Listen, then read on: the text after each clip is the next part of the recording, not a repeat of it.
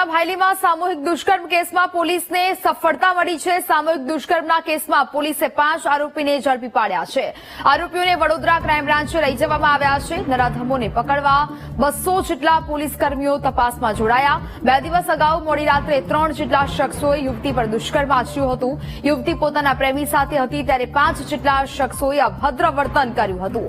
5માંથી 2 આરોપી જતા રહ્યા હતા જ્યારે 3 શખ્સોએ યુવતી પર દુષ્કર્મ આચર્યું। એક આરોપીએ યુવતીને પકડી રાખી અને 2 યુવકોએ યુવતીને હવસનો શિકાર બનાવી હતી।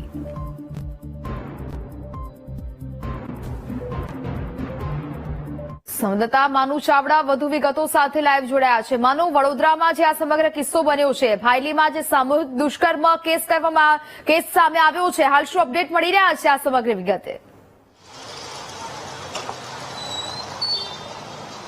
સોનલ, ભાયલીમાં થયેલા સામૂહિક દુષ્કર્મનો જે મામલો છે એમાં સૌથી મોટા સમાચાર અત્યારે એ છે કે સૂત્રો તરફથી જે માહિતી મળી રહી છે, ક્રાઇમ બ્રાન્ચ દ્વારા 5 ઈસમોની ધરપકડ કરી લેવામાં આવી છે। એમને ક્રાઇમ બ્રાન્ચ લઈ જવામાં આવ્યા છે।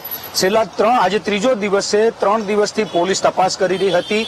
200 જેટલા અધિકારીઓ કર્મચારીઓ તપાસમાં જોડાયેલા હતા ત્યારે પોલીસને આ સફળતા મળી છે। વડોદરા ક્રાઇમ બ્રાન્ચે આ 5 જે ઈસમો છે, 5 નરાધમો છે, એમને ઉઠાવી લીધા છે અને એમને પકડી લેવામાં આવ્યા છે।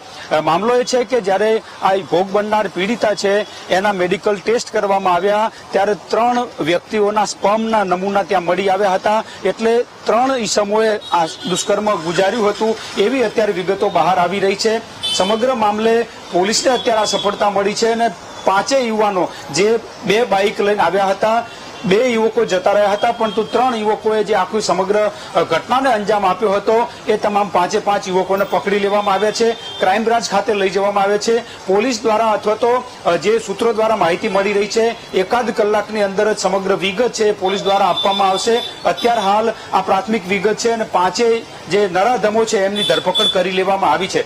છેલ્લા 3 દિવસથી પોલીસ તપાસ કરી રહી હતી, વિવિધ દિશામાં તપાસ થઈ। અમદાવાદ ક્રાઇમ બ્રાન્ચ પણ તપાસમાં જોડાઈ હતી। વડોદરા ક્રાઇમ બ્રાન્ચ ખાતે અત્યારે આ જે 5 નરાધમો છે એમને લઈ જવામાં આવ્યા છે। વિગતવારની જે માહિતી છે થોડા સમયની અંદર પોલીસ આપશે, પરંતુ જે રીતે વડોદરા રાજ્ય સરકાર, રાજ્યના ગૃહ વિભાગ માટે આ પડકારરૂપ બાબત હતી અને એમાં અત્યારે સફળતા મળી છે અને 5 નરાધમોની ધરપકડ કરી લેવામાં આવી છે। જી સોનલ। બિલકુલ જી માનો, જો વાત કરવામાં આવે તો આ 5 લોકોની ધરપકડ કરવામાં આવી છે। તે ક્યાંના રહેવાસી હતા, તે કેટલા લોકો હતા, આખરે આ પ્રકારેનું દુષ્કર્મ કરવા પાછળનું કારણ કે આ સમગ્ર જે ઘટના છે તેમાં તેનો પ્રેમી પણ યુવતી સાથે હાજર હતો। આ પ્રેમી ક્યાંનો છે તે સમગ્ર વિગતો જાણ કરવામાં આવી છે પોલીસ દ્વારા કોઈ પણ વિગતે?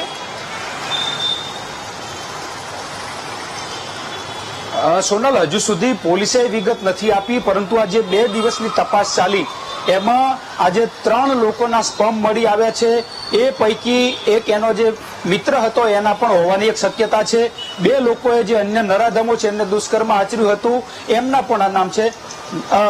જે વાત કરવામાં આવે તો આ જે આરોપીઓ છે એમનું પગેરું છે અટલાદરા તરફ ગયું હતું, એટલે એ વિસ્તારના નરાધમો હોવાની પ્રાથમિક વિગત છે। અત્યારે પોલીસ વિગતવાર માહિતી હવે આપશે, પરંતુ આ સમગ્ર મામલાનો પડદો 1 જ કલાકની અંદર ઉચકાશે।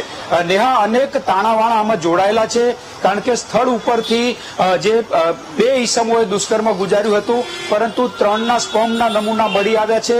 એટલે પોલીસ માટે આ કોના સ્પર્મ હતા એ પણ એક તપાસનો વિષય છે। 5 જે ઈસમો, જે 5 નરાધમો હતા જે બાઇક લઈને આવ્યા હતા, એમનો છેલ્લું લોકેશન છે એ પોલીસને અટલાદરા આજુબાજુનું મળ્યું હતું, એટલે એ વિસ્તારના હોવાની પ્રાથમિક વિગતો મળી રહી છે। હવે જ્યારે કલાક પછી પોલીસ સમગ્ર વિગત આપવાની છે, સમગ્ર માહિતી આપવાની છે, ત્યારે તમામ જે ઘટના છે એના ઉપરથી પડદો ઉચકાશે। અત્યારે હાલ તો પોલીસે આ 5 ઈસમોને પકડી લીધા છે ને એમને ક્રાઇમ બ્રાન્ચ પાસે લઈ જવામાં આવ્યા છે એવી વિગત અત્યારે મળી રહી છે। જી નેહા। બિલકુલ માનું, એટલે કે ખૂબ જ આ ગંભીર ઘટનાઓ એક બાદ એક છે ગુજરાતમાંથી સામે આવી છે। ખૂબ જ શરમજનક વાત કહી શકાય। એવું પણ ક્યાંક જાણવામાં આવી રહ્યું છે કે આ નરાધમોને પકડવા માટે 200 જેટલા પોલીસ કર્મીઓ તપાસમાં જોડાયા। એટલે કે હવે લોકો એવી જ માંગ કરી રહ્યા છે કે કડકમાં કડક અને જલ્દીમાં જલ્દી સજા કરવામાં આવે આવા લોકોને। નેહા, જ્યારથી ઘટના બની ત્યારથી જ લોકોમાં જબરજસ્ત આક્રોશ છે। વડોદરાના નાગરિકો કહી રહ્યા છે કે આવા નરાધમોને અસહ્ય પીડા આપે એવી સજા થવી જોઈએ, કારણ કે જે રીતે ઘટના બની છે, એક નિર્દોષ દીકરી ઉપર હવસખોરોએ પોતાનો શિકાર બનાવી છે, ત્યારે કડક સજા થાય એવી માંગ થઈ રહી છે.